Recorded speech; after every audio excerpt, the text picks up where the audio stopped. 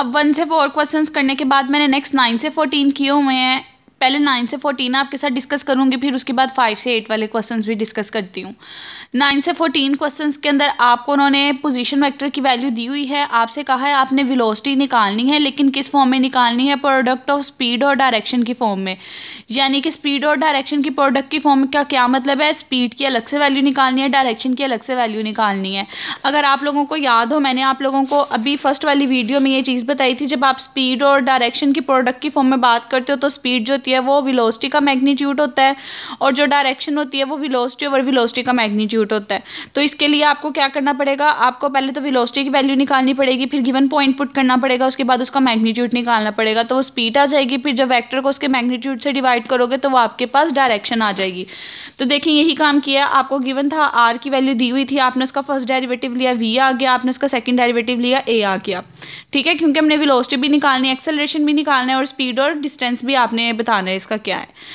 करने के बाद आपने क्या करना है, t इक्वल्स टू 1 पुट कर देना है, जो यहाँ पे वैल्यू दी हुई है v के अंदर। जब v के अंदर पुट कर दोगे ये v ऑफ 1 बन जाएगा, क्योंकि बेसिकली ये v ऑफ t फंक्शन होता है। जहाँ जहाँ t आ रहा था वहाँ पे 1 आ जाएगा।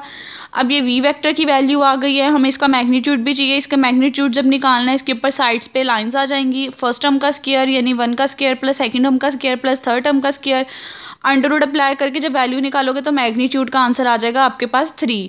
तो यहाँ से स्पीड जो होती है वो मैग्नीट्यूड होता है, उसका आंसर 3 आ जाएगा। डायरेक्शन का फॉर्मूला होता है वेलोसिटी ओवर वेलोसिटी का मैग्नीट्यूड, तो वेलोसिटी को जब वेलोसिटी के मैग्नीट्यूड से डिवाइड करोगे 3 तीनों टर्म से डिवाइड हो जाएगा, तो डायरेक्शन की ये वैल्यू आपके पास आ जाएगी।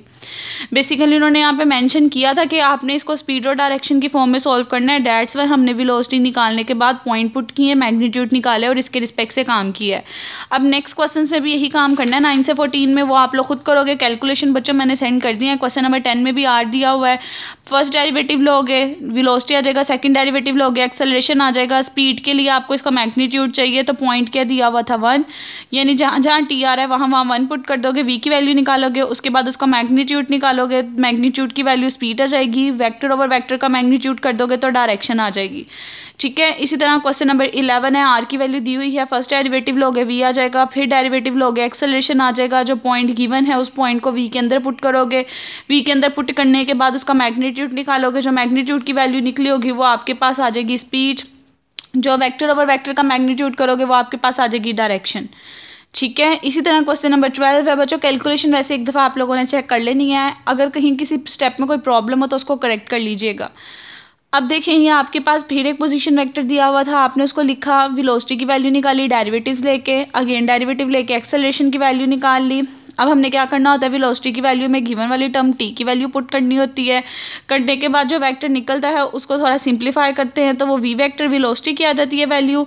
अब हमें स्पीड के लिए उसका मैग्नीट्यूड चाहिए होता है, फिर हम उसका मैग्नीट्यूड ले लेते हैं, फर्स्ट टर्म का स्क्वायर प्लस सेकंड टर्म का स्क्वायर प्लस थर्ड टर्म का स्क्वायर ओवर अंडर रूट। करने के बाद आपके पास देखिए यहाँ से जो आंसर आ जाएगा वो 2 आएगा, तो आप कहोगे स्पीड की वैल्यू 2 आ गई है। डायरेक्शन के लिए वेक्टर ओवर वेक्टर का मैग्नीट्यूड करना है, तो 2 को तीनों टर्म से डिवाइड कर दो, वेक्टर ओवर वेक्टर का मैग्नीट्यूड करोगे तो आपके जो वेक्टर बनेगा ये डायरेक्शन का आंसर आ जाएगा।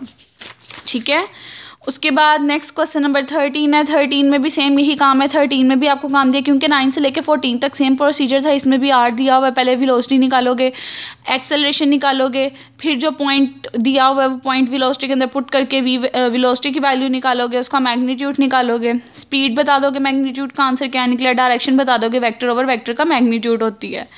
सिमिलरली 14 है। 14 में भी आपको आर की वैल्यू दी हुई है, आप पहले इसका फर्स्ट डेरिवेटिव लेके वी निकालोगे, सेकंड डेरिवेटिव लेके एक्सेलरेशन निकालोगे, गिवन पॉइंट जो है वो वी के अंदर पुट करोगे, करने के बाद उसका मैग्नीट्यूड निकाल लोगे और कहोगे मैग्नीट्यूड उसकी स्पीड का आंसर आ गया, और जो वेक्टर ओवर वेक्टर का मैग्नीट्यूड था वो उसकी डायरेक्शन आ गई है। स्पीड और डायरेक्शन की फॉर्म में जब भी काम होगा आपने इन दोनों फार्मूलाज के अकॉर्डिंग करना है।